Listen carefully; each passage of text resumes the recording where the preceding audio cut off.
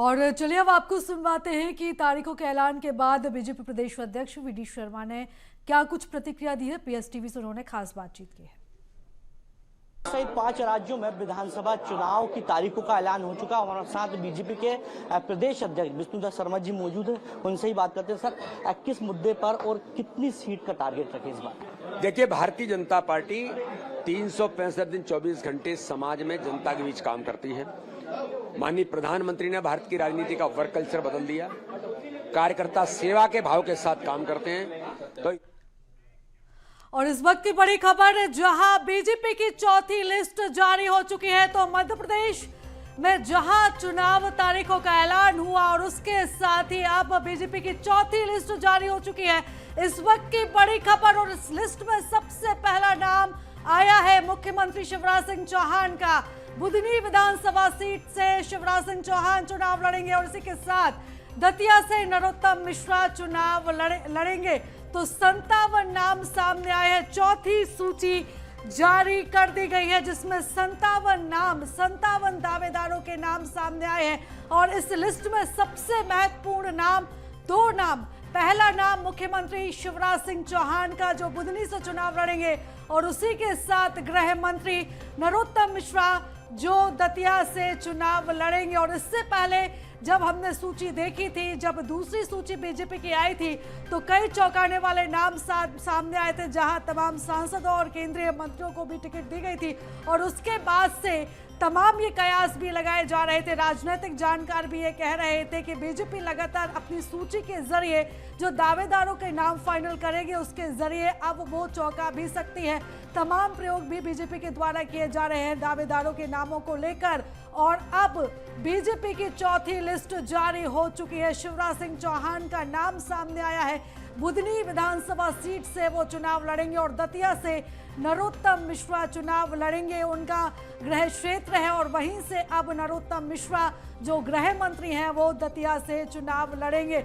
तो सुबह से ही ये अटकलें लगाई जा रही थी कि आज देर शाम तक बीजेपी अपनी चौथी लिस्ट जारी कर सकती है। और उसी के साथ अब इस खबर पर भी मोहर लग चुकी है कि अब बीजेपी ने अपनी चौथी सूची जारी कर दी है। 57 प्रत्याशियों का नाम सामने आया है और इसमें सबसे प्रमुख 2 नाम हैं। सबसे पहला जो नाम है वो खुद मुख्यमंत्री शिवराज सिंह चौहान का। और ये नाम इसलिए भी अहम हो जाता है क्योंकि शिवराज सिंह चौहान को लेकर राजनीतिक गलियारों में तमाम तरह की बयानबाजी चल रही थी, अटकलें लगाई जा रही थी। और जब सीएम शिवराज सिंह चौहान खुद जनसभाओं में पहुंच रहे थे, चाहे डिंडोरी की बात हो और इससे पहले भी वो कई जब जनसभाओं में पहुंचे हैं, तो वो हमेशा जनता से, लोगों से ये कहते नजर आए हैं कि मैं चुनाव लड़ूं या नहीं लड़ूं। और उनके इस बयान के कई मायने भी निकाले जा रहे थे। कांग्रेस एक तरफ से हमलावर थी कि नाम सामने नहीं आ सकता है। कहीं ना कहीं एक क्वेश्चन मार्क भी था मुख्यमंत्री शिवराज सिंह चौहान के नाम को लेकर कि क्या वो इस बार चुनाव लड़ेंगे। और जिस तरह से केंद्र ने अपने हाथ में ही पूरा चुनाव लेकर रखा है, चाहे चुनावी जो सभाएं हो रही हो, चाहे चुनावी ऐलान हो, चाहे बीजेपी की विकास यात्रा हो, केंद्र के हाथों में ही पूरा चुनाव है। और ऐसे में शिवराज सिंह चौहान को लेकर तमाम अटकलों का जो बाजार था वो गर्म था। कई कयास लगाए जा रहे थे। अलग अलग जो राजनीतिक पंडित थे वो अपनी अलग अलग प्रतिक्रिया भी दे रहे थे। कांग्रेस के अपने अलग आरोप थे और शिवराज सिंह चौहान भी कई मंचों पर जनसभाओं में ये कह चुके थे कि मैं चुनाव लड़ूं या नहीं लड़ूं। और उनका एक महत्वपूर्ण बयान उन्होंने दिया था जब वो बहनों को संबोधित कर रहे थे, जिसकी खूब चर्चा भी हुई राजनीतिक गलियारों में। शिवराज सिंह चौहान ने यह कहा था कि बहनों, ऐसा भैया दोबारा नहीं मिलेगा, जब मैं चला जाऊंगा तो खूब याद आऊंगा। जब शिवराज सिंह चौहान ने यह बयान दिया था तो इसमें भी बहुत गहमा गहमी और कई मायने इसके निकाले गए थे। और ऐसे में जब चौथी सूची आई, क्योंकि बीजेपी की जब पहली सूची आई तो हारी हुई सीटों पर नाम सामने आए, दूसरी सूची भी हारी हुई सीटों पर जिसपे कांग्रेस का दबदबा है, वहां से बीजेपी ने प्रत्याशियों को उतारा, कई नए चेहरों को भी मौका दिया और कांग्रेस के तमाम जो दिग्गज नेता है उनको मौका दिया। तीसरी सूची आई जिसमें सिर्फ एक ही नाम सामने आया था। और अब चौथी सूची में शिवराज सिंह चौहान का नाम सामने आया है। बुधनी विधानसभा सीट से सीएम शिवराज सिंह चौहान चुनाव लड़ेंगे। और उसके बाद दूसरा प्रमुख नाम गृह मंत्री नरोत्तम मिश्रा का, दतिया से वो चुनाव लड़ेंगे। और चलिए इस खबर पर ज्यादा जानकारी ले लेते हैं, ज्यादा चर्चा करेंगे। हमारे साथ स्टेट एडिटर शरद श्रीवास्तव जी जुड़ चुके हैं। शरद जी, जिस सूची का इंतजार था वो सूची आ चुकी है और सुबह से ही अटकलें थी कि जैसे ही चुनाव तारीख का ऐलान होगा वैसे ही उसके बाद बीजेपी अपनी चौथी सूची जारी कर सकती है और शिवराज सिंह चौहान का नाम भी सामने आया। बुधनी से ही वो चुनाव लड़ेंगे। बिल्कुल ठीक कहा है आपने प्रीता, आज ही चुनाव तारीखों का जो ऐलान है वो हुआ है और उसके साथ ही जो बीजेपी की चौथी सूची कहें वो आ गई है, क्योंकि तीसरी सूची सिर्फ एक नाम की थी लेकिन वो आई थी और चौथी सूची भी सामने है। और उन सारी अटकलों पर जो इससे पहले तक चुनाव को लेकर लगाई जा रही थी कि क्या मुख्यमंत्री शिवराज सिंह चौहान चुनाव लड़ेंगे तो फिर किस सीट से लड़ेंगे, क्या शिवराज कैबिनेट के जो नाम हैं उनके टिकट कटेंगे, अगर कटेंगे तो कितने नेताओं के टिकट कटेंगे या कितने मंत्रियों के टिकट कटेंगे। लेकिन इस सूची के सामने आने के बाद उन सभी जो अटकलें हैं उन पर विराम लग गया है और एक तरीके से एक दो नामों को अगर छोड़ दिया जाए तो लगभग पूरी कैबिनेट को ही जो टिकट है वो दिया गया है। यानी कि सभी मौजूदा मंत्री, एक दो नाम मैं बार बार कह रहा हूं कि महेंद्र सिंह सिसोदिया, यशोधरा राजे जो शिवपुरी का एक नाम है वो उनको छोड़ दिया जाए तो लगभग बाकी सभी नाम इस सूची में शामिल कर दिए गए हैं और मुख्यमंत्री शिवराज सिंह चौहान बुधनी से ही जो उनकी सीट है, पैतृक सीट है, उसी से वो चुनाव लड़ेंगे, ये भी बिल्कुल साफ हो गया है। तो इस सूची में कुल जो 57 नाम हैं वो सामने आए हैं, 57 टोटल नेम्स हैं वो सामने आए हैं। और अगर एक एक नाम के ज़रिए अगर व्याख्या करें तो सबसे पहला नाम जो है इस सूची में अटेर का है, जो भिंड विधानसभा है, वहाँ भिंड ज़िला है, वहाँ की एक सीट है जहाँ से अरविंद सिंह भदौरिया को टिकट दिया गया है। अरविंद भदौरिया मौजूदा वक्त में भी मध्य प्रदेश सरकार में सहकारिता मंत्री हैं और वहाँ से उनकी प्रबल जो दावेदारी है वो मानी जा रही थी। पिछला चुनाव भी उन्होंने जीता था और उसी आधार पर उसके बाद में उनको मंत्री बनाया गया था। ग्वालियर ग्रामीण जो विधानसभा क्षेत्र है वहाँ से भारत सिंह कुशवाहा को टिकट दिया गया है। भारत सिंह कुशवाहा भी मौजूदा वक्त में मध्य प्रदेश सरकार में मंत्री हैं, लिहाजा उनको भी जो टिकट है वो उनका फाइनल किया गया। हालांकि ये कहा जा रहा था कि भारत सिंह कुशवाहा के टिकट पर शायद संशय है, क्योंकि जो रिपोर्ट्स आ रही थी, जो सर्वे हो रहे थे, उसमें अप टू द मार्क जो रिपोर्टिंग है वो संभवतः उनकी नहीं थी, ऐसी खबरें आ रही थी। लेकिन इस सूची के आने के बाद उन पर भी विराम लग गया है और भारत सिंह कुशवाहा जो कैबिनेट मंत्री हैं मध्य प्रदेश सरकार में, उनको टिकट दिया गया है। ग्वालियर विधानसभा सीट से प्रद्युमन सिंह तोमर सिंधिया खेमे के मंत्री हैं, इनको भी टिकट दिया गया है। और ग्वालियर सीट से हालांकि जो सर्वे रिपोर्ट्स थी उसमें ये कहा जा रहा था कि प्रद्युमन सिंह तोमर की जो दावेदारी है वो प्रबल दावेदारी है, वो इस सीट पर चुनाव लड़ेंगे और ठीक वैसा ही हुआ है। ग्वालियर से प्रद्युमन सिंह तोमर को टिकट दिया गया है। मौजूदा वक्त में मध्य प्रदेश सरकार में ऊर्जा मंत्री हैं प्रद्युमन सिंह तोमर, उनको टिकट दिया गया है। चौथा नाम दतिया से डॉक्टर नरोत्तम मिश्रा, जो सबसे चर्चित चेहरा शिवराज कैबिनेट के सबसे कद्दावर नेताओं में से नंबर 2 भी उनको कहा जाता है। मध्य प्रदेश सरकार में इस वक्त में गृह मंत्री हैं, उनको भी टिकट दिया गया है और दतिया भी उनकी पैतृक सीट है, वहीं से वो चुनाव लड़ते आ रहे हैं, इस बार भी वो चुनाव लड़ेंगे। खुरई सागर की एक सीट है, वहाँ से भूपेंद्र सिंह जो मौजूदा वक्त में भी वहीं से विधायक हैं और मध्य प्रदेश सरकार में कैबिनेट मंत्री हैं, नगरीय प्रशासन विभाग की जिम्मेदारी वो संभाल रहे हैं और पिछले काफ़ी वक्त से वो अपने क्षेत्र में सक्रिय थे और वो कह भी रहे थे कि वो चुनाव तो खुरई से ही लड़ेंगे और कुछ वैसा ही दिखाई भी दे रहा है। इस सूची में नगरीय प्रशासन मंत्री भूपेंद्र सिंह खुरई से ही चुनाव लड़ेंगे, जो सागर जिले की एक सीट है। सागर की ही एक और सीट है सुर्खी, जहां से गोविंद सिंह राजपूत जो ज्योतिरादित्य सिंधिया समर्थक या उनके खेमे के माने जाते हैं, मध्य प्रदेश सरकार में मौजूदा वक्त में कैबिनेट मंत्री हैं और परिवहन विभाग उनके पास में है, राजस्व और परिवहन विभाग की जिम्मेदारी वो संभाल रहे हैं। सुर्खी से गोविंद सिंह राजपूत चुनाव लड़ेंगे, ये साफ हो गया है।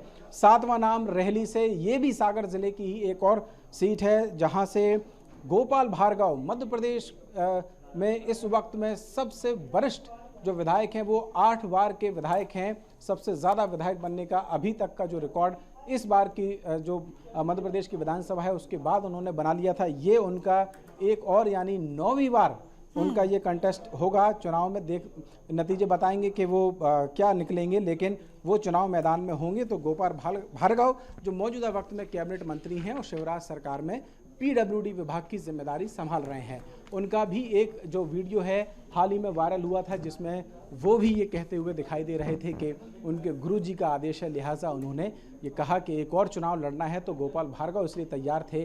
कुछ और संभावनाओं की ओर भी उन्होंने इशारा किया था, लेकिन वो संभावनाएं कितनी फलीभूत होंगी ये तो 17 तारीख को मतदान और 3 को जब नतीजे दिसंबर में आ जाएंगे उसके बाद ही तय होगा। लेकिन वो चुनाव मैदान में दम ठोकते दिखाई देंगे, ये तय हो गया है। इस सूची में गोपाल भार्गव के साथ ही एक जो संभावना इस बात की थी कि क्या नेता पुत्रों को उपकृत किया जा सकता है इस बार के चुनाव में, क्योंकि गोपाल भार्गव के जो बेटे हैं अभिषेक भार्गव, वो भी अपनी दावेदारी इस बार टिकट को लेकर कर रहे थे, लेकिन उन्हें टिकट न देते हुए इस बार टिकट गोपाल भार्गव को ही दिया गया है फिर से, जबकि वो 8 बार के विधायक है। जैसा कि मैं कह रहा हूँ, वरिष्ठतम जो विधायक हैं वो हैं नरियावली से प्रदीप लारिया, वो भी विधायक हैं। सागर से शैलेंद्र जैन को टिकट दिया गया है। खरगापुर से राहुल लोधी, ये भी हाल ही में मंत्री बनाए गए थे शिवराज कैबिनेट में, उनको फिर से टिकट दिया गया है। मल्हरा से प्रद्युम्न सिंह लोधी को टिकट दिया गया है। पन्ना से ब्रजेंद्र प्रताप सिंह माइनिंग मिनिस्टर है मौजूदा वक्त में शिवराज सरकार में, लिहाजा उनका टिकट भी फाइनल हो गया है। रामपुर बघेलान से विक्रम सिंह सीनियर लीडर हैं। सिरमौर से दिव्यराज सिंह मौजूदा विधायक हैं, उनको भी टिकट दिया गया है। मऊगंज से प्रदीप पटेल, देव तालाब से गिरीश गौतम को टिकट दिया गया है। गिरीश गौतम मौजूदा वक्त में मध्य प्रदेश विधानसभा में स्पीकर हैं और विंध्य के कद्दावर नेता माने जाते हैं, उनको भी टिकट इस बार दिया गया है। यानी कि वरिष्ठ नेता हों या सबसे वरिष्ठतम चुनाव लड़ने के लिहाज से हों, इस सूची में ऐसा कोई क्राइटेरिया दिखता नहीं है जिसको लागू करने की बात जो बीजेपी पहले से करती रही थी वो दिखाई देती हो। जीतने वाले उम्मीदवार, वरिष्ठ विधायक और वरिष्ठ पदों को सुशोभित कर रहे नेता भी चुनाव मैदान में उतारे गए हैं। रीवा से सबसे चर्चित चेहरा राजेंद्र शुक्ल बीजेपी के कद्दावर नेता हैं। हाल ही में जब 3 नए मंत्री बनाए गए थे शिवराज कैबिनेट में, तो उनको भी कैबिनेट मंत्री बनाया गया था और इस वक्त में जनसंपर्क विभाग के वो कैबिनेट मंत्री हैं। राजेंद्र शुक्ला को भी टिकट दिया गया। चोरहट से शरदेंदु तिवारी, ये भी एक बहुत चर्चित चेहरा है विंध्य का, मौजूदा वक्त में विधायक हैं, युवा चेहरा है पार्टी के शरदेंदु। बिल्कुल शरद जी, मैं चर्चा को आपके साथ आगे बढ़ाऊंगी, लेकिन मैं आपको रोकना चाहूंगी क्योंकि छत्तीसगढ़ की लिस्ट भी आ चुकी है। तो बीजेपी ने जहां मध्य प्रदेश में 57 उम्मीदवारों के नामों का ऐलान किया है चौथी सूची में, तो यहीं छत्तीसगढ़ में भी भाजपा की दूसरी सूची जारी हो चुकी है। तो भाजपा ने 64 सीटों पर अपने उम्मीदवार घोषित कर दिए हैं। तो मध्य प्रदेश में चौथी सूची और छत्तीसगढ़ में दूसरी सूची भारतीय जनता पार्टी की आ चुकी है। तो इधर पूर्व मुख्यमंत्री रमन सिंह का नाम सामने आया है। बृजमोहन अग्रवाल रायपुर नगर दक्षिण से चुनाव लड़ेंगे, प्रत्याशी बनाए गए हैं। अरुण साव लोरमी से प्रत्याशी बनाए गए हैं। तो इधर भी तमाम दिग्गजों को चुनाव में उतारा गया है। धर्मलाल कौशिक बिल्हा से चुनाव लड़ेंगे। तो 64 प्रत्याशियों के नाम का ऐलान हुआ है। दूसरी सूची में नारायण प्रसाद चंदेल जांजगीर चांपा से चुनाव लड़ेंगे। साथ ही बता दें कि रमन सिंह, पूर्व मुख्यमंत्री डॉक्टर रमन सिंह भी चुनाव लड़ेंगे, उनका नाम भी सामने आया है। तो इस तरह से दूसरी सूची को भी अगर मिला लिया जाए तो कुल अब तक बता दें कि 85 सीटों पर प्रत्याशियों के नाम तय हो चुके हैं। जहां पहली सूची में 21 प्रत्याशियों के नामों का ऐलान किया गया था, तो दूसरी सूची जो आई है बीजेपी की छत्तीसगढ़ में, उसमें 64 उम्मीदवारों का नाम फाइनल हुआ है, नाम सामने आया है। और इसी के साथ कुल 85 सीटों पर अब छत्तीसगढ़ में प्रत्याशी तय हो चुके हैं। तो नारायण प्रसाद चंदेल जांजगीर चांपा से, और इसी के साथ आपको बता दें कि अरुण साहब को भी उतारा गया है। लोरमी से अरुण साहब चुनाव लड़ेंगे, चुनावी मैदान में वो उतरेंगे। तो आज भाजपा की छत्तीसगढ़ में दूसरी सूची आ चुकी है और इसी के साथ तमाम दिग्गज जिनके नामों को लेकर भी कयास लगाए जा रहे थे कि क्या इनको मौका मिल सकता है, जैसे अरुण साहब को लेकर भी बोला जा रहा था, सांसद है वो अभी, और उनको लेकर भी नाम सामने आ रहा था कि अरुण साहब को भी टिकट विधानसभा की दी जा सकती है। रमन सिंह राजनांदगांव से चुनाव लड़ेंगे, ये भी आपको बता दें बेहद ही महत्वपूर्ण सीट यहां से हो जाती है राजनांदगांव। और अरुण साहब लोरमी से चुनाव लड़ेंगे। अरुण साहब जो मौजूदा सांसद है और ऐसे में उनके नाम को लेकर भी कहा जा रहा था, जिस तरह से जब बीजेपी ने जब अपनी सूची जारी की थी, दूसरी सूची जब मध्य प्रदेश में जारी की थी और उसमें सांसदों को मौका दिया गया था, केंद्रीय मंत्रियों को मौका दिया गया था और यह भी बोला जा रहा था क्या मध्य प्रदेश की तर्ज पर ही छत्तीसगढ़ में दूसरी सूची जारी होगी। और जो कयास लगाए जा रहे थे वो एकदम सटीक भी बैठते हैं, क्योंकि जिस तरह के समीकरण मध्य प्रदेश में तय किए गए थे उसी के आधार पर छत्तीसगढ़ में भी नाम तय किए गए हैं। और चलिए इस खबर पर ज्यादा जानकारी ले लेते हैं। हमारे साथ स्टेट एडिटर अवधेश मिश्रा जी जुड़ चुके हैं। अवधेश जी, देखिए दूसरी सूची भी बीजेपी की जारी छत्तीसगढ़ में हो चुकी है और जिस तरह से ये कयास लगाए जा रहे थे कि मध्य प्रदेश की तरह ही समीकरण यहां पर बैठाए जा सकते हैं, बड़े चेहरों को, सांसदों को मौका दिया जा सकता है, कुछ वही हालात देखने को मिले इस सूची में। आपने सही कहा। देखिए, जिस हिसाब से अगर रेणुका सिंह जो केंद्रीय राज्य मंत्री है उनकी बात कर ली जाए, गोमती साय सांसद है, अरुण साहब खुद बीजेपी के अध्यक्ष है और बिलासपुर से सांसद है, इन तीन को चुनावी मैदान में उतार दिया गया। मतलब ये कि अब पहली सूची मिला के कुल 4 जो सांसद है वो चुनावी मैदान में होंगे। बीजेपी के 9 सांसदों में से जो 4 सांसद है चुनावी मैदान में उतरेंगे। इसके साथ अगर बड़े चेहरे और पिछले जब बीजेपी की सरकार उस वक्त अगर मंत्रिमंडल की बात कर ली जाए तो तमाम वो नाम को कमोबेश शामिल किया गया है जो 2018 में चुनाव हार चुके हैं। चाहे प्रेम प्रकाश पांडे का जिक्र कर लिया जाए, अमर अग्रवाल की बात करें, राजेश मूणत की बात करें, विक्रम उसेंडी की बात करें या लता उसेंडी की बात करें, इन तमाम लोगों को, या चाहे केदार कश्यप की बात कर ली जाए या फिर महेश गागड़ा की बात कर ली जाए, ये तमाम मंत्री थे। मंत्री रहते हुए 2018 में चुनाव हार गए थे। फिर से उन्हें टिकट देना, ये बीजेपी की इस रणनीति को लेके लगातार राजनीतिक गलियारों में चर्चा है कि जब बीजेपी ने बदलने की बात कही थी, नए चेहरों को मौका देने की बात कही थी, 2018 में जनता ने जिन चेहरों पे भरोसा नहीं जताया था, जो मंत्री उस समय मौजूदा समय में थे, कहा गया था कि 15 साल के एंटी इनकम्बेंसी के बाद जो है बीजेपी को हार का सामना करना पड़ा है और ये तमाम जो मंत्री थे वो इसमें प्रमुख नाम थे जिनकी वजह से बीजेपी को हार मिली। लेकिन एक बार फिर से 2023 में अगर सूची पे नजर डाली जाए तो उन्हीं नामों को फिर से टिकट दे दिया गया, उन्हीं चेहरों को फिर से उम्मीदवार बना दिया गया। रायपुर ग्रामीण का जिक्र कर लिया जाए तो मोतीलाल साहू पहले पिछले बार 2018 में पाटन से मुख्यमंत्री जो मौजूदा भूपेश बघेल है उनके खिलाफ चुनाव लड़े थे, वहां पे करारी हार उन्हें झेलनी पड़ी थी। अब उन्हें रायपुर ग्रामीण का टिकट दे दिया गया।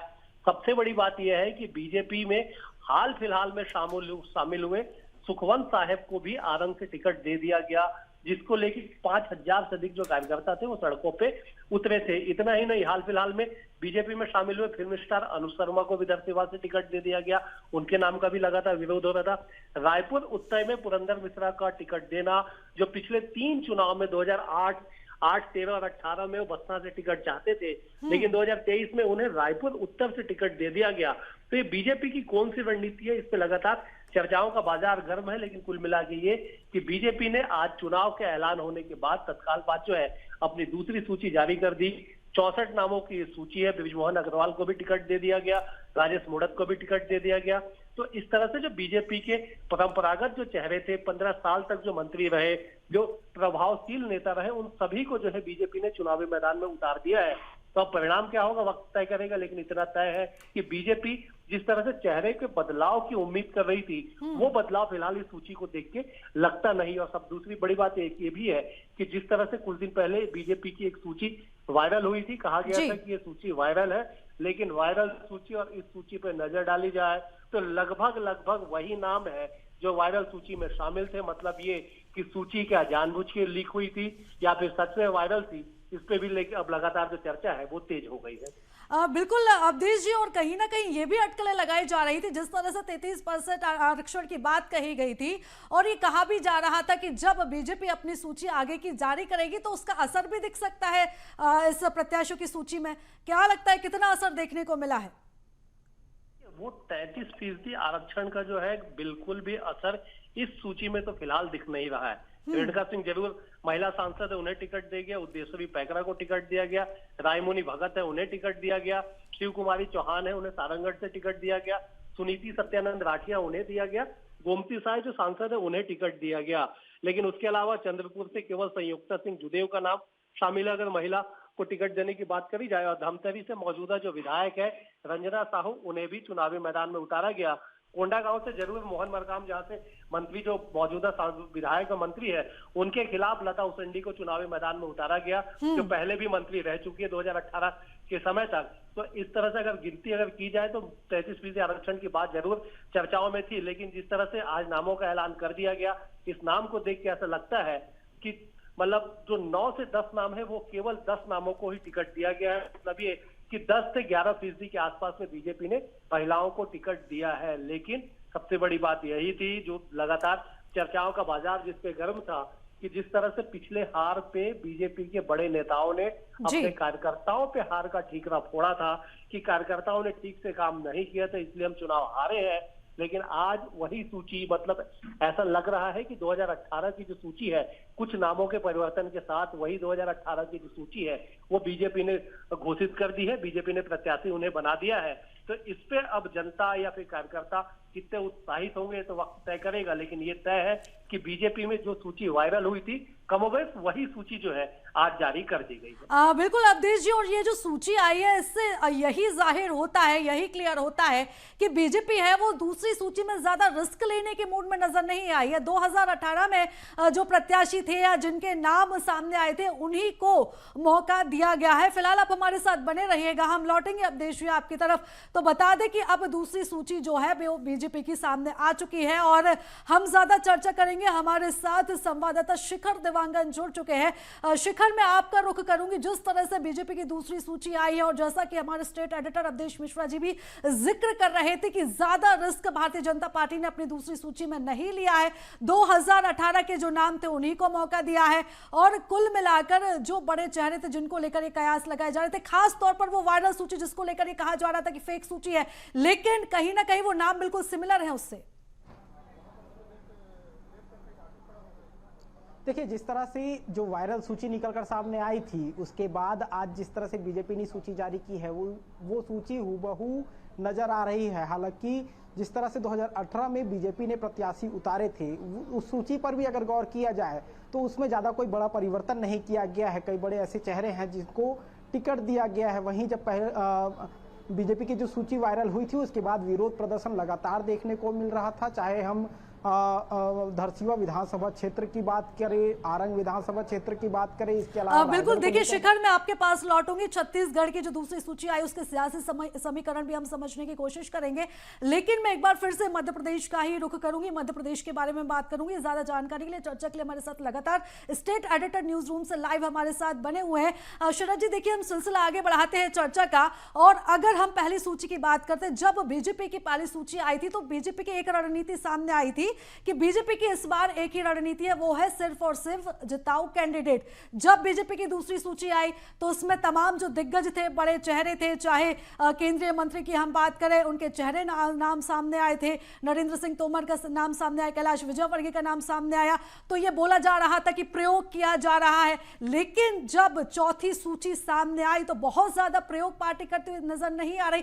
परंपरागत जो नाम है सीटों पर, वो उन्हीं नामों का ऐलान हुआ है। प्रीता, बिल्कुल ठीक कहा है आपने, और इस बात के कयास लगाए जा रहे थे कि जिस तरीके से दूसरी सूची में चौंकाने वाले नाम शामिल किए गए, हो सकता है कि जो अगली सूची आए तो उसमें भी कुछ और नाम शामिल हो सकते हैं। ये भी बात थी कि जो मंत्री हैं संभव है कि उनके टिकट कट सकते हैं, कुछ विधायकों के टिकट भी कटने की बात सामने आई थी। लेकिन ये जो 57 नाम हैं, लगभग सभी जो जीते हुए उम्मीदवार हैं बीजेपी के, और मौजूदा वक्त में ज़्यादातर जो मंत्री हैं कैबिनेट में, उन सबको जो टिकट है वो दे दिया गया है, यानी कि वो सब चुनाव मैदान में उतरेंगे। तो ऐसी जो बातें कही जा रही थी कि हो सकता है कि एक ऐसी संभावना जिसमें ये कहा जाए कि कुछ एंटी इनकम्बेंसी है, उसको कम करने के लिए कुछ विधायकों के या कुछ मंत्रियों के टिकट काटे जाएंगे, ऐसी किसी संभावना को बीजेपी ने खारिज कर दिया है। और तमाम जो राजनीतिक विश्लेषक हैं उनको एक बार नए सिरे से सोचने पे मजबूर कर दिया है कि आखिरकार बीजेपी की अब क्या रणनीति है। हालांकि जो मौजूदा ये जो सूची आई है, इन 57 नामों का भी हम एनालिसिस करें तो 2-3 नाम अभी चौंका रहे हैं। एक नाम तो यशोधरा राजे सिंधिया का है, जो शिवपुरी से विधायक है। हालांकि उनका नाम शामिल ना होना इसलिए नहीं चौंका रहा ज़्यादा, क्योंकि वो खुद ही इस बात का अनाउंस कर चुकी हैं कि वो ये जो चुनाव है वो चुनाव नहीं लड़ेंगे, लिहाजा उनका नाम नहीं है। लेकिन उनकी जगह किसका नाम है, इस बात के कयास जरूर लगाए जा रहे थे, तो वो जो सीट है वो इसमें होल्ड की गई है। एक और नाम महीन सिंह सिसोदिया का, जो सिंधिया खेमे के मंत्री हैं, मौजूदा वक्त में पंचायत ग्रामीण विकास के जो मंत्री हैं सरकार में, उनका भी नाम इस सूची में नहीं है बतौर मंत्री अगर हम देखें, क्योंकि ज़्यादातर कैबिनेट के जो नाम हैं वो इसमें शामिल हैं। रामखिलावन पटेल और OPS भदौरिया, ये दो नाम भी इस सूची में नहीं है। इसको देखकर लगता है कि संभवतः पार्टी अभी इनके नामों पर और विचार करेगी और उसके बाद में जो नाम है वो सामने आएगा। हालांकि शिवपुरी से सबकी नज़रें टिकी थी, क्योंकि एक बात ये भी की जा रही थी कि जिस तरीके से सांसदों को पार्टी ने मैदान में उतारा है, संभव है कि शिवपुरी की जो सीट खाली हो रही है, यशोधरा राजे सिंधिया ने क्योंकि पहले ही चुनाव न लड़ने का ऐलान कर दिया था, तो फिर उससे क्या ज्योतिरादित्य सिंधिया को चुनाव मैदान में उतारा जाएगा। हालांकि वो अभी राज्यसभा से सांसद हैं, लेकिन ऐसी अटकलें थीं। तो फिलहाल जो शिवपुरी का सस्पेंस है वो बना हुआ है, वो अभी दूर नहीं हुआ है, उसके लिए थोड़ा और इंतजार करना होगा। कई और प्रमुख जो नाम हैं वो इस सूची में नहीं हैं, जिनको लेकर उम्मीद थी कि संभव है कि शायद नाम होंगे, चाहे सीताराम आदिवासी की बात करें, रक्षा सरोनिया की बात करें, गोपीलाल जाटव की बात करें, राजेश प्रजापति, KP त्रिपाठी, राकेश पाल, संजय शाह, सीता शरण शर्मा, इनका भी जो नाम है वो इस सूची में नहीं है, जिसको लेकर ये लग रहा था कि क्या वो उनको टिकट दिया जाएगा या नहीं दिया जाएगा। ये जो ऐसे नाम हैं वो अभी होल्ड पर हैं। सुमित्रा कासडेगर की बात करें, सुलोचना रावत की बात करें, और एक और महत्वपूर्ण, क्योंकि इंदौर के लगभग सभी नाम तय हो गए हैं, लेकिन आकाश विजयवर्गीय का नाम इस सूची में नहीं है।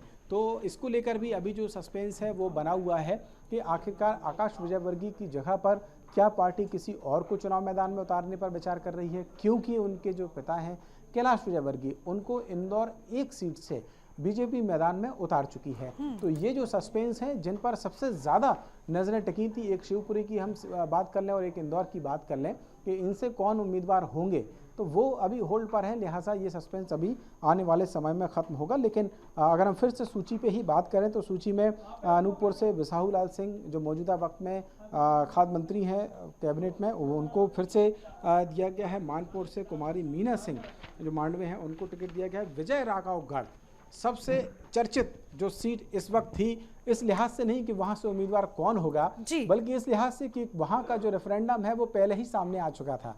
क्योंकि आपको याद हो तो कुछ दिनों पहले ही संजय पाठक ने जनता से एक जनमत संग्रह कराया था, और उस जनमत संग्रह में उन्होंने ये कहा था कि अगर 50% से कम वोट उनको मिलते हैं तो फिर वो चुनाव मैदान में नहीं उतरेंगे, लेकिन उनको उससे ज़्यादा जो मत प्रतिशत है, जो उनका खुद का कराया हुआ जनमत संग्रह था, लिहाजा ये बात तय हो गई थी कि संजय पाठक चुनाव तो लड़ेंगे अगर किसी तरीके से कोई ऐसी संभावना बनती है कि उनका टिकट कटता है तो। लेकिन ऐसी कोई संभावना बनी नहीं है। उस जनमत संग्रह का भी जो सम्मान कहें या मान कहें वो पार्टी ने रखा है, और संजय सत्येंद्र पाठक विजय राघवगढ़ से ही चुनाव लड़ेंगे, वो आ गया है। संदीप जायसवाल मुड़वारा से, पाटन से अजय विश्नोई, जो अक्सर अपने बयानों को लेकर चर्चा में रहते हैं, वरिष्ठ नेता हैं, कई बार उनका नाम सामने आ चुका था कि संभावित जो मंत्रिमंडल है उसमें हो सकता है, लेकिन ऐसा हुआ नहीं। लेकिन उनको पार्टी ने फिर से टिकट दिया गया है। महाकौशल के नेताओं की अगर हम बात करें, जबलपुर छावनी से अशोक रोहाणी वरिष्ठ नेता हैं, उनको भी टिकट दिया गया है। रामकिशोर कांवरे परसवाड़ा से, दिनेश राय मुनमुन अभी मौजूदा वक्त में भी वो विधायक हैं पार्टी के, उनको भी टिकट दिया गया है। हरदा से कमल पटेल को टिकट दिया गया है। जो बात मैं कह रहा हूं कि जिन चेहरों पर सबसे ज़्यादा नज़रें टिकी थी, उन सभी चेहरों को लगभग जैसा मैंने 3-4 नाम बताए मंत्रिमंडल के, उनको छोड़ दिया जाए तो लगभग सभी को टिकट दे दिया गया है।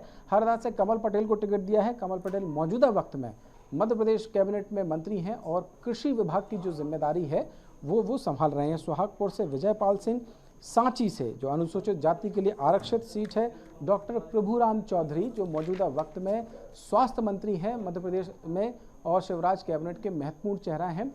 इनके बारे में ये भी है कि वो एक मजबूत दावेदार थे। हालांकि सिंधिया खेमे के जो मंत्री हैं वो माने जाते हैं, लेकिन पार्टी ऐसा कहती है कि जब से विलय एक तरीके से हो गया नेताओं का तो कोई खेमा नहीं है, लेकिन फिर भी क्योंकि वो चेहरे सिंधिया के साथ बीजेपी में शामिल हुए थे, लिहाजा इस व्याख्या में इस बात का उल्लेख करना ज़रूरी होता है। तो सांची से प्रभुराम चौधरी ही चुनाव लड़ेंगे। सिरोन से उमाकांत शर्मा लड़ेंगे। बैरसिया विष्णु खत्री इससे पहले भी वो विधायक थे और मौजूदा वक्त में भी विधायक हैं, उन्हीं को टिकट दिया गया है। नरेला से जो भोपाल की एक विधानसभा सीट है, विश्वास सारंग जो मध्य प्रदेश सरकार में कैबिनेट मंत्री हैं, चिकित्सा शिक्षा विभाग की जिम्मेदारी वो संभालते हैं, उनको भी टिकट दिया गया है और वो मजबूत दावेदार नरेला विधानसभा सीट से माने जाते हैं और उनको टिकट दिया गया है। गोविंदपुरा कृष्णा गौर को टिकट दिया गया है। उनका लगभग ये तय था कि कृष्णा गौर ही वहां से चुनाव लड़ेंगे, क्योंकि इस बार पार्टी का फोकस कहीं ना कहीं महिलाओं और ख़ास तौर से ओबीसी वर्ग से आने वाली महिलाओं को लेकर है, तो कृष्णा गौर का टिकट भी फाइनल किया गया है। हुजूर से रामेश्वर शर्मा मौजूदा वक्त में भी विधायक हैं और अपने मुखर वाणी के लिए, मुखर बयानों के लिए जाने जाते हैं। भोपाल ज़िले की ही ये एक विधानसभा सीट है हुजूर, जिससे रामेश्वर शर्मा आते हैं। हालांकि कुछ ऐसी संभावनाएं चल रही थीं कि संभव है रामेश्वर शर्मा की जो सीट है उसको बदला जा सकता है और हो सकता है कि वो दक्षिण पश्चिम से भी उम्मीदवार हों, लेकिन ऐसा नहीं हुआ है और दक्षिण पश्चिम का अभी तक तो मैं इस सूची में नाम नहीं देख पाया हूं कि कोई नाम तय हुआ है, लेकिन ये बात तय हो गई है कि रामेश्वर शर्मा हुजूर जो विधानसभा सीट है वहीं से चुनाव लड़ेंगे। बुधनी मुख्यमंत्री शिवराज सिंह चौहान, जिनके बारे में जिक्र हम सबसे पहले कर चुके हैं, वो बुधनी से ही चुनाव लड़ेंगे। ऐसे कई और नाम हैं, 57 नामों की अगर हम मीमांसा करेंगे तो देखेंगे कि सभी जो प्रमुख चेहरे हैं, हरसूद से कुंवर विजय शाह को टिकट दिया गया है। मौजूदा वक्त में मध्य प्रदेश सरकार में वन मंत्री हैं, वो इससे पहले भी विधायक थे, मंत्री भी रहे और अभी मौजूदा वक्त में भी मंत्री हैं। जैसा कि मैंने कहा, प्रेम सिंह पटेल बड़वानी से हैं, पशुपालन विभाग की जिम्मेदारी है। बदनावर से सिंधिया खेमे का एक और नाम अगर मैं इसमें जोड़ूं तो राजवर्धन सिंह दत्ती गांव, उनको भी टिकट दिया गया है, वो भी कैबिनेट मंत्री हैं और मौजूदा वक्त में उद्योग विभाग की जिम्मेदारी वो संभाल रहे हैं, उद्योग विभाग के मंत्री हैं। तो बदनावर से राजवर्धन सिंह दत्ती गांव का टिकट फाइनल किया गया है। इंदौर से रमेश मेंदोला वरिष्ठ नेता हैं, उनको टिकट दिया गया है। मालिनी गौड़ को फिर से जो टिकट है वो दिया गया है। सावेर से तुलसीराम सिलावट सिंधिया खेमे के ही नेता माने जाते हैं और उनको भी टिकट दिया गया है। तुलसीराम सिलावट मौजूदा वक्त में शिवराज कैबिनेट में जल संसाधन विभाग की जो जिम्मेदारी है वो संभाल रहे हैं, तो उनको भी टिकट दिया गया है। उज्जैन दक्षिण से डॉक्टर मोहन यादव को टिकट दिया गया है। इनको लेकर भी ये चर्चा थी कि क्या इस बार मोहन यादव की सीट बदली जा सकती है या कुछ ऐसी अटकलें थी, लेकिन उन सब पर विराम लग गया है। मोहन यादव को भी टिकट दिया गया है, उज्जैन दक्षिण से टिकट दिया गया है। मौजूदा वक्त में मध्य प्रदेश सरकार में उच्च शिक्षा विभाग की जिम्मेदारी वो संभालते हैं। रतलाम शहर से चेतन कश्यप को टिकट दिया गया है। मंदसौर से यशपाल सिंह सिसोदिया सीनियर लीडर हैं बीजेपी के, उनको दोबारा से टिकट दिया गया है, इससे पहले भी वो टिकट उनको मिला था। मल्हारगढ़ से जगदीश देवड़ा को टिकट दिया गया है, ये भी शिवराज कैबिनेट के एक मंत्री हैं और मौजूदा वक्त में वित्त विभाग की जो जिम्मेदारी है वो संभाल रहे हैं, लिहाजा उनको टिकट दिया गया है। सुबासरा से हरदीप सिंह डंग, ये भी सिंधिया खेमे के मंत्री हैं, लिहाजा उनको भी जो टिकट है वो दिया गया है। और ऐसी कोई संभावना जिसमें ये था कि क्या मंत्रियों के टिकट कटेंगे या नहीं कटेंगे, लेकिन हरदीप सिंह डंग को भी टिकट दिया गया है। रिन्यूएबल एनर्जी की जिम्मेदारी इस वक्त मध्य प्रदेश कैबिनेट में वो निभा रहे हैं बतौर मंत्री।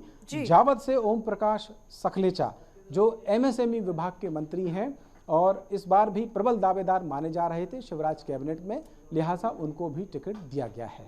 तो कुल मिलाकर हम ये कह सकते हैं कि इन 57 नामों में अगर मैं यशोधरा राजे, महेंद्र सिंह सिसोदिया, ओपीएस भदौरिया और राम खिलावन पटेल, इन 4 नामों को छोड़ दूं, जिनमें से एक नाम जो यशोधरा खुद ही बैक कर चुकी हैं कि वो चुनाव नहीं लड़ेंगी, तो 3 सिर्फ चेहरे होल्ड किए गए हैं। उनके बारे में क्या फैसला होगा ये तो अगली सूचियों में ही पता चलेगा, लेकिन पूरी कैबिनेट मुख्यमंत्री समेत चुनाव मैदान में फिर से होगी। यानी कि जो एंटी इनकम्बेंसी की बातें की जा रही थी और ऐसा लग रहा था कि पार्टी शायद कोई फैसला लेगी, वैसा कुछ देखने को नहीं आया है और पूरा जो भरोसा है वो मौजूदा कैबिनेट पर, खास तौर से अगर हम फोकस करें मुख्यमंत्री शिवराज सिंह चौहान समेत, तो जताया गया है वो सभी मंत्री 3 चेहरे जो मैंने बताए उनको छोड़कर फिर से चुनाव मैदान में होंगे। जी बिल्कुल, देखिए शरद जी, जैसा कि आपने भी जिक्र किया कि लगभग पूरे कैबिनेट को ही टिकट दी गई है। कुछ अगर 2-3 नाम को छोड़ दिया जाए, उसके अलावा सारे कैबिनेट पर भरोसा जताया गया है। और इसी के साथ ये भी कई बार कयास भी लगाए जा रहे थे, राजनीतिक गलियारों में कई बार ये चर्चा भी हुई थी कि क्या सिंधिया खेमे को इस बार नुकसान हो सकता है, लेकिन इन अटकलों पर भी विराम लगा है। और जिस तरह से जब हम पहले की 2 सूचियों का जिक्र कर रहे थे, उसके बारे में भी ये बोला जा रहा था कि जब आगामी जब सूची आएगी तो कई तरह के जो सस्पेंस है या चौंकाने वाले जो नाम है वो भी सामने आ सकते हैं। लेकिन शरद जी, मैं आपसे ये भी समझना चाहूंगी कि महिलाओं की अगर हम बात देखें इस सूची में, तो महिलाओं की कितनी संख्या है और कौन कौन सी सीटें खासतौर पर जहां महिला उम्मीदवारों को टिकट दी गई है? इसको एनालिसिस करेंगे। अभी इस लिहाज से तो मैं कैटेगराइज नहीं कर पाया हूं जिस लिहाज से आप पूछ रही हैं, क्योंकि मैं लगातार आपके साथ संवाद में हूं। लेकिन हाँ, जैसा मैंने कहा कि कृष्णा गौर की अगर हम बात करें तो वो कृष्णा गौर का इसमें जो नाम है वो है। मतलब अभी इस लिहाज से इस सूची की मीमांसा होनी चाहिए कि जो मौजूदा विधायक हैं या मौजूदा मंत्री हैं उनको दोबारा से रिपीट किया गया है। जहाँ तक बात महिलाओं की है तो महिलाओं में जैसा मैंने कहा कि जो नाम है कृष्णा गौर का वो इस सूची में है। और ज़्यादातर हालांकि जो नाम है वो जय सिंह नगर से अगर मैं देखूं तो मनीषा सिंह का नाम इस सूची में है। मानपुर से मीना सिंह मांडवे का नाम है, वो भी चुनाव लड़ेंगी। और अगर मैं इसके अलावा कुछ नामों को देखूं जिनको महिला उम्मीदवार के तौर पर आप जानना चाह रही हैं, तो उसमें गोविंदपुरा से जैसा मैंने बताया कि कृष्णा गौर का और गायत्री राजे पवार देवास से आती हैं, वो भी मौजूदा वक्त में विधायक हैं, लिहाजा उनको भी टिकट दिया गया है। मालिनी गौड़ इंदौर से हैं, उनको टिकट दिया गया है। तो जो मौजूदा विधायक हैं और जो मौजूदा मंत्री हैं उनके टिकट इस सूची में फाइनल किए गए हैं। इस लिहाज से अगर इसकी मीमांसा करें तो जो मौजूदा महिला विधायक भी अगर हैं तो उनके नाम भी इसमें शामिल हैं। यशोधरा राजे सिंधिया को अगर छोड़ दिया जाए तो, क्योंकि यशोधरा राजे सिंधिया खुद इस बात से इनकार कर चुकी हैं कि वो अपने स्वास्थ्य कारणों के चलते इस बार चुनाव नहीं लड़ेंगे। बिल्कुल शरद जी, और जो विश्लेषण हम लगातार मध्य प्रदेश की टिकट को लेकर कर रहे हैं, उम्मीदवारों को लेकर कर रहे हैं, वो आपसे चर्चा लगातार जारी रहेगी। लेकिन मैं यहाँ पर आपको रोकना चाहूंगी और अब सीधा रुख करूंगी छत्तीसगढ़ का, जहाँ से लगातार हमारे साथ शिखर देवांगन बने हुए हैं। शिखर, देखिए जैसा कि हम जिक्र कर रहे थे कि तमाम जो नाम है वो सामने आ चुके हैं और 2018 की तरह ही अब 2023 में भी ठीक उन्हीं प्रत्याशियों को एक बार फिर से मौका दिया गया है छत्तीसगढ़ में। जी, पैर दर्द कर रहा है यार। तो शिखर से हम दोबारा संपर्क साधने की कोशिश करेंगे। शिखर से हमारा संपर्क नहीं हो पा रहा है, तो लगातार हम बीएसटीवी पर पल पल की अपडेट आपको बता रहे हैं। और ये भी हमारा नारा है कि चुनाव मतलब बीएसटीवी, और सुबह से ही लगातार हमारी लाइव कवरेज जारी है। जब से चुनाव की तारीखों का ऐलान हुआ है तब से हम पल पल की अपडेट आपको बता रहे हैं। और अब जो विश्लेषण है, तमाम जो प्रत्याशियों के नाम सामने हैं, 57 उम्मीदवारों को मध्य प्रदेश में जगह दी गई है, तो उधर 64 उम्मीदवारों को छत्तीसगढ़ में जगह, नाम जो सामने आए उनको लेकर हम लगातार विश्लेषण कर रहे हैं। हमारे संवाददाता स्टेट एडिटर भी हमारे साथ लगातार बने हुए हैं। तो दोबारा हम रुख करेंगे, शिखर देवांगन हमारे साथ।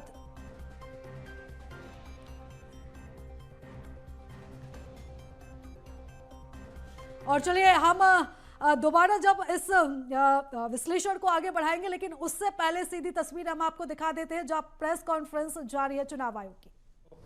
इस प्रकार के स्थान हो या वो रेस्ट हाउस हो, डाक बंगले हो, इस तरह की चीजें हो,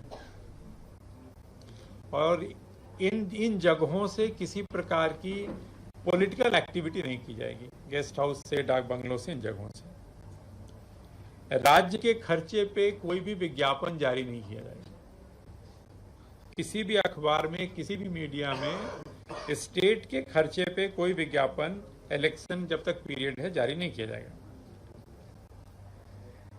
मंत्री या कोई भी अथॉरिटी किसी प्रकार की स्वीकृति, स्वेच्छा अनुदान जो होता है, डिस्क्रिशनरी फंड से कोई भी स्वीकृति जारी नहीं करेंगे, जैसे आज से अनाउंस हो गया। इसके बाद से आज से मंत्री या किसी भी अथॉरिटी के द्वारा किसी भी फॉर्म में कोई भी फाइनेंशियल ग्रांट या कोई भी प्रॉमिस नहीं किया जाएगा। किसी प्रकार के भूमि पूजन, शिलान्यास वगैरह वगैरह चीजें नहीं होंगी। किसी प्रकार के वादे इस तरह के रोड बनाने के, पानी पहुंचाने के आदि आदि इस तरह के एश्योरेंस वगैरह भी वादे नहीं किए जाएंगे। कोई अपॉइंटमेंट्स नहीं होंगे, एडहॉक हो या जो भी इस तरह की चीजें हैं, चाहे वो गवर्नमेंट हो या पब्लिक अंडरटेकिंग हो। ऐसा कोई भी काम नहीं होगा जो वोटर को इन्फ्लुएंस कर सकता हो। सरकार की उपलब्धियों को बताने का कोई भी एडवर्टीजमेंट इलेक्ट्रॉनिक या प्रिंट मीडिया में नहीं होगा। मैंने पहले बात कर ली उसकी, मैं उसके मेन पॉइंट बता रहा हूं आपको। ट्रांसफर पे टोटल बैन होगा, कंप्लीट बैन ऑन ट्रांसफर्स। यदि बहुत इमरजेंसी में ट्रांसफर्स करने की जरूरत है तो आयोग की अनुमति से होंगे। यदि कोई ट्रांसफर्स हो गए हैं लेकिन वो उसका इम्प्लीमेंटेशन नहीं हुआ है, मतलब ट्रांसफर हुए हैं, it has not been given effect to, तो फिर वो उस पर आगे कोई कार्रवाई नहीं होगी, मतलब वो ट्रांसफर एग्जीक्यूट नहीं होगा।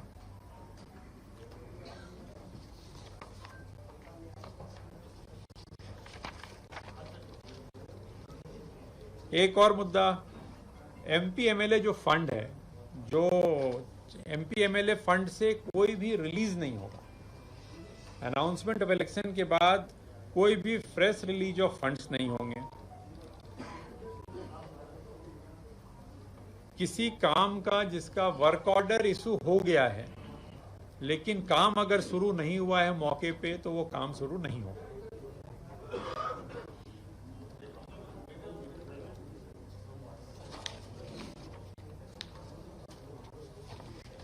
डिफेसमेंट ऑफ प्रॉपर्टी की बात मैंने आपसे कर ली, 24 घंटे, 48 घंटे, 72 घंटे की। मिसयूज ऑफ ऑफिशियल व्हीकल मैंने आपसे बात कर ली। एडवर्टीजमेंट की बात हो गई। फोटोग्राफ पब्लिक पॉलिटिकल फंक्शनरी की ऑफिशियल वेबसाइट्स पे नहीं होंगे, ये बात हो गई।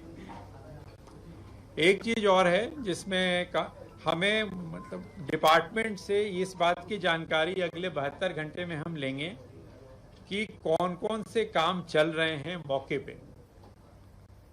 आज की स्थिति में जो काम चल रहे हैं उनकी सूची हम वर्क्स डिपार्टमेंट से प्राप्त करेंगे, एक, और दूसरी प्राप्त करेंगे ऐसे कौन से काम हैं जो स्वीकृत हैं लेकिन मौके पे आरंभ नहीं हुए। फ्लाइंग स्क्वाड एफएसटी की बात मैंने आपसे को बता दी। कंप्लेंट की बात हो गई। आईटी एप्लीकेशन से रिलेटेड जितने भी ऐप, तो बता दें कि आप प्रेस कॉन्फ्रेंस इस समय देख रहे थे सीधे चुनाव आयोग की। और चलिए हम अपना खबरों का सिलसिला आगे बढ़ाते हैं और विश्लेषण को हम जारी रखते हैं। बता दें कि छत्तीसगढ़ में भी दूसरी सूची का ऐलान भाजपा कर चुकी है। 64 प्रत्याशियों के नाम का ऐलान हो चुका है और जो चर्चा का सिलसिला है वो हम आगे बढ़ाते हैं। हमारे साथ लगातार संवाददाता शिखर देवांगन बने हुए हैं। शिखर, देखिए मैं आपकी तरफ रुख करूंगी और आपसे चर्चा को आगे बढ़ाऊंगी। देखिए 2018 की तरह ही इस बार जो नाम सामने आए हैं वो ठीक वही नाम सामने आए जो 2018 में थे। क्या कुछ इसके सियासी समीकरण, क्या कुछ आप मायने? तो दोबारा हम संपर्क साधने की कोशिश करेंगे शिखर से। उनसे संपर्क हमारा बार बार टूट रहा है, लेकिन हम आपको लगातार विश्लेषण अपने चैनल के माध्यम से बता रहे हैं। तमाम उन प्रत्याशियों के नाम भी आपको बता रहे हैं जिनके नाम सामने आए हैं। और इस समय टीवी स्क्रीन पर आप जो नाम देख रहे हैं वो छत्तीसगढ़ बीजेपी के तमाम बड़े नाम जिनको टिकट दिया गया है, चाहे प्रदेश अध्यक्ष अरुण साहब की बात हो, चाहे मुख्यमंत्री, पूर्व मुख्यमंत्री डॉक्टर रमन सिंह की बात हो, धर्मलाल कौशिक जिनको बिल्हास से टिकट दिया गया है। और चलिए इस खबर पर ज्यादा जानकारी लेंगे। मध्य प्रदेश की का अब हम रुख करेंगे। मध्य प्रदेश की चर्चा को अब हम आगे बढ़ाएंगे, जहां पर लगातार हमारे साथ स्टेट एडिटर शरद श्रीवास्तव जी जुड़े हुए हैं। शरद जी, मैं आपकी तरफ रुख करूंगी और आपसे तमाम जो समीकरण इस सूची में बन रहे हैं उनको बारी बारी से समझना चाहूंगी। सीट बाय सीट कितना असर पड़ेगा, क्योंकि अगर हम बुंदेलखंड की ही बात करें तो तमाम जो कद्दावर नेता हैं उनको एक साथ टिकट दे दिया गया है। देखिए प्रीता, इस सूची को 2-3 नज़रिए से देखना होगा। एक नज़रिया जिसको लेकर हम लगातार चर्चा कर रहे हैं कि कैबिनेट के जो सभी चेहरे हैं, मुख्यमंत्री शिवराज सिंह चौहान समेत 4 नामों को छोड़ दिया जाए तो लगभग सभी को टिकट दिया गया है। तो एक जो बात या एक जो समीकरण ये बन रहा था कि एंटी इनकम्बेंसी से बचने के लिए संभव है कि कुछ मंत्रियों के टिकट काटे जाएं, वो इसमें दिखाई नहीं दिया है। दूसरी ये कि सिंधिया समर्थक जो नेता हैं या जो मंत्री हैं, उन सभी को टिकट दिया गया है। सिर्फ अगर ओपीएस भदौरिया और महेंद्र सिंह सिसोदिया दो जो नाम है अगर उनको छोड़ दिया जाए तो बाकी सभी उनके जो करीबी नेता हैं, चाहे प्रद्युम्न सिंह तोमर की बात करें, तुलसीराम सिलावट की बात करें, उनको इससे पहले की जो सूची आई थी उसमें इमरती देवी को टिकट दे दिया गया, तो वो लगभग सभी नामों को टिकट दिया गया। यानी कि सिंधिया का जो दबदबा है, अगर इस सूची को कैटेगराइज करके देखें तो वो किसी तरीके से फिलहाल कम होता दिखाई नहीं दे रहा है, क्योंकि एक दो नाम कटना इतनी बड़ी सूची में जो नाम उनके थे उनमें से, तो ये तो बीजेपी की भी संभव है कि कुछ बड़े नामों और जो विधायक हैं उनके नाम सूचियों में आने वाले समय में ना हो। लेकिन ओवरऑल अगर देखें तो सिंधिया के लगभग सभी जो चहेते चेहरे हैं उन सबको टिकट इसमें सूची में और इससे जो पहले वाली सूची है उसमें मिल गए हैं। तो ये कहना कि सिंधिया का दबदबा किसी तरीके से कम हुआ ये दिखाई नहीं दे रहा है, चाहे 1 से लेके अभी 4थी तक की सूची की अगर हम एनालिसिस करें। खुद सिंधिया के बारे में ज़रूर जो अटकलें चल रही थी कि क्या वो भी जिस तरीके से तमाम और मंत्री और सांसद चुनाव लड़ रहे हैं, तो क्या ज्योतिरादित्य सिंधिया भी चुनाव लड़ेंगे? ऐसी जो संभावना है वो अभी पूरी तरीके से खारिज भी नहीं हुई है, क्योंकि जिस सीट पर उनका नाम चल रहा था यानी कि शिवपुरी सीट को लेकर, वो सीट को फिलहाल होल्ड किया गया है, जिसको यशोधरा राजे सिंधिया ने खाली छोड़ा था। तो ये संभावना भी अभी खारिज नहीं हुई है, भले ही उनका जो नाम है वो अनाउंस ना किया गया। तो इस नज़रिए से भी इस सूची को देखना चाहिए कि सिंधिया का दबदबा कम नहीं हुआ, मौजूदा जो मंत्री हैं उनको लगभग सभी को टिकट दे दिए गए हैं। इसके बावजूद जो आपने बात की, सिर्फ सागर को ही नहीं देखें, सागर से 3 कद्दावर मंत्री भूपेंद्र सिंह, गोविंद राजपूत और गोपाल भार्गव तीनों को टिकट दिया गया है। बल्कि हम ग्वालियर चंबल के लिहाज से भी इसकी मीमांसा करें तो ग्वालियर चंबल में भी देखें तो नरोत्तम मिश्रा, भारत सिंह कुशवाहा, प्रद्युम्न सिंह तोमर, इन सबको जो टिकट हैं वो दिए गए हैं। अरविंद भदौरिया की बात करें तो वो भी जो पावर सेंटर है, यानी कि ग्वालियर का जो पावर सेंटर है उसको फिलहाल बरकरार रखा गया है, सागर का जो पावर सेंटर है उसको बरकरार रखा गया है। संभव है कि इसके पीछे पार्टी की रणनीति कुछ इस तरीके की हो कि क्योंकि ये मंत्री हैं और अपने अपने जो इलाके हैं वहाँ पर प्रभाव रखते हैं, तो जैसे बड़े नेता यानी नरेंद्र सिंह तोमर की बात करें, कैलाश विजयवर्गीय की बात करें, हम राकेश सिंह की बात करें या प्रहलाद पटेल की, फग्गन सिंह कुलस्ते की बात करें, जैसे उन नेताओं को अपने अपने क्षेत्रों को अपनी सीट के साथ साथ अपने क्षेत्र के समीकरणों को साधने की जिम्मेदारी दी गई है, संभव है कि जो मौजूदा मंत्रियों को को टिकट दिए गए हैं उसमें भी ये बात हो कि भाई वो अपनी अपनी सीट तो बचाएं ही, साथ ही साथ उनके आसपास के क्षेत्र के जो समीकरण हैं उनको भी साधें बड़े नेताओं के साथ में। तो एक बड़ी जो रणनीति है वो बीजेपी की इसमें दिखाई दे रही है। एक और कह सकते हैं कि शायद टिकट ना इसलिए भी ना काटे गए हों क्योंकि पार्टी को लगता होगा कि ये जो वक्त है वो संभवतः ऐसा वक्त नहीं है जिसमें जो नेता हैं उनकी नाराज़गी को मोल लिया जाए, क्योंकि ये जो चुनाव है वो कांटे का चुनाव है, ये बीजेपी और कांग्रेस दोनों पार्टियां समझ रही हैं। बिल्कुल, देखिए शरद जी, बीजेपी ने तो अपने पत्ते खोल दिए हैं और कुल मिलाकर अगर हम पहली, दूसरी, तीसरी और आज जो चौथी सूची आई है तो कुल 136 सीटों पर अपने नामों का ऐलान, अपने उम्मीदवारों के नामों का ऐलान जो है वो बीजेपी कर चुकी है। पत्ते लगभग खुल चुके हैं बीजेपी के। सभी बड़े जो नेता थे जिनको लेकर ये कहा जा रहा था हो सकता है इनकी टिकट कटेगी या नहीं कटेगी, उनको लेकर जो तमाम अटकलें थी उन पर विराम लग चुका है। लेकिन अगर हम चर्चा को कहीं दूसरी दिशा में ले जाए, कांग्रेस की तरफ ले जाए, तो अभी तक सस्पेंस बना हुआ है, पत्ते अभी तक कांग्रेस ने नहीं खोले हैं। क्या लगता है कितना दिलचस्प अभी आगे का चुनाव हो जाएगा? बिल्कुल, कांग्रेस ने पत्ते भले ना खोले हों लेकिन जो एनालिसिस है और जो मंथन है वो कांग्रेस का भी चल ही रहा है। कल ही जो सीईसी की बैठक है वो दिल्ली में हुई थी और उसके बाद में जो पीसीसी चीफ हैं कमलनाथ, उन्होंने एक स्टेटमेंट भी जारी किया जिसमें उन्होंने कहा कि करीब 140 जो नाम है उन पर चर्चा हो गई है और लगभग जो सहमति है वो भी बन गई है, लेकिन अंतिम दौर का जो मंथन है वो अभी होना बाकी है। लिहाजा उस मंथन के होने के बाद ही जो नाम है वो जारी किए जाएंगे।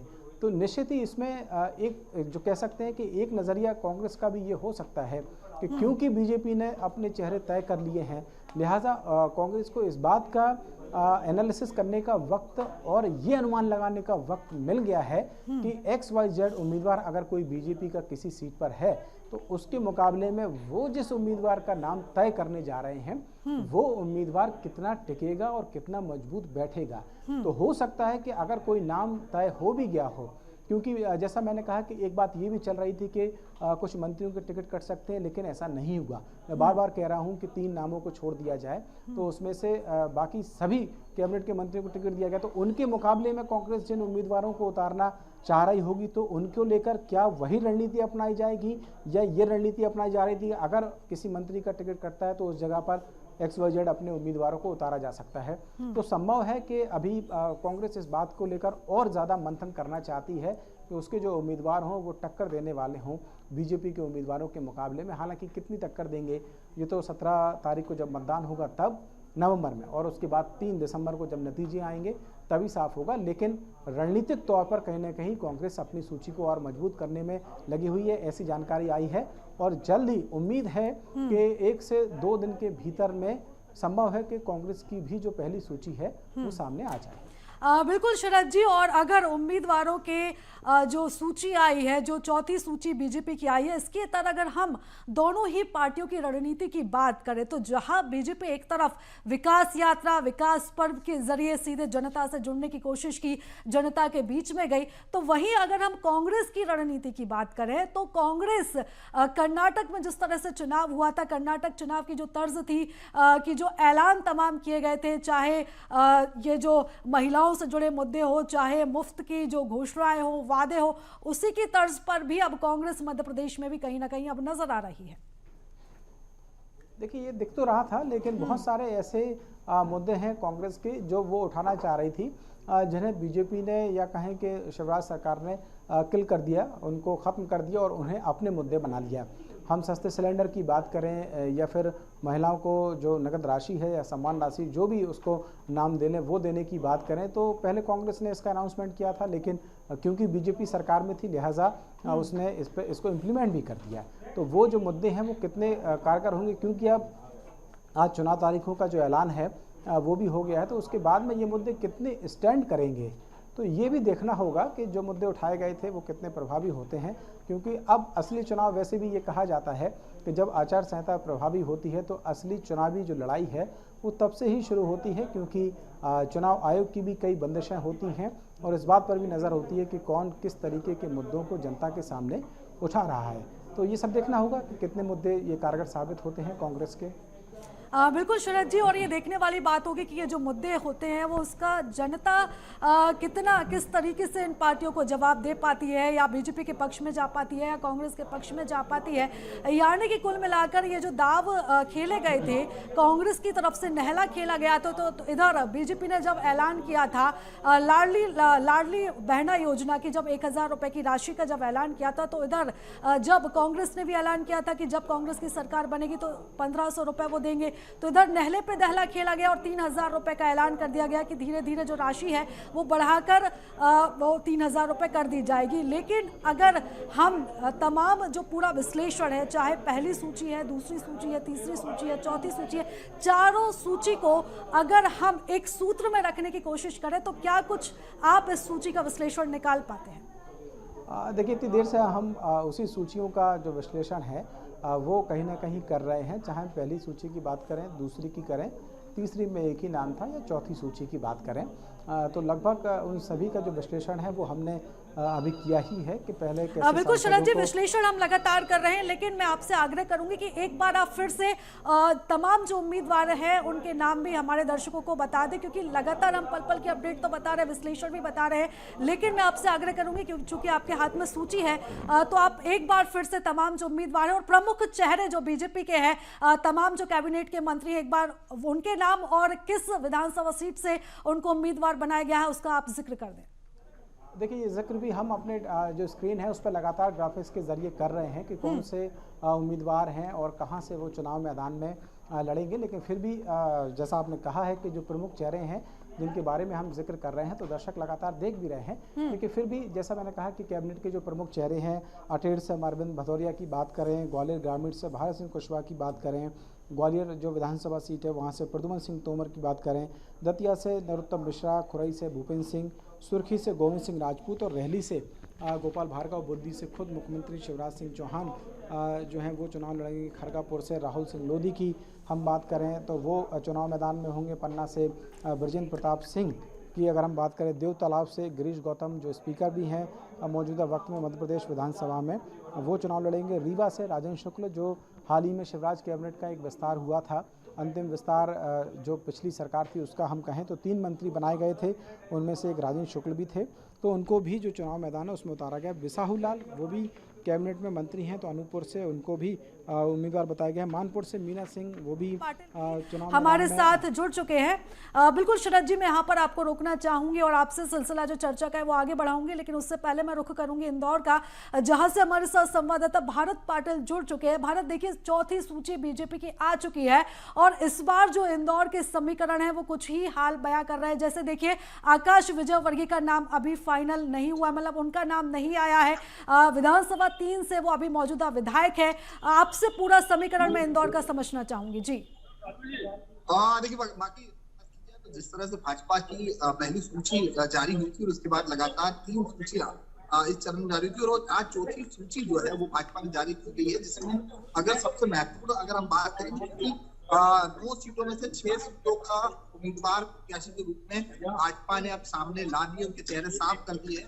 लेकिन विधानसभा 3 को लेकर के हम जैसा कि देख रहे थे लगातार कि कुछ बदलाव होगा, भाजपा में भी कुछ बदलाव देखने को मिलेगा, लेकिन अभी भी ये सीट जो है होल्ड पर है। इस वक्त मैं जहां खड़ा हूँ ये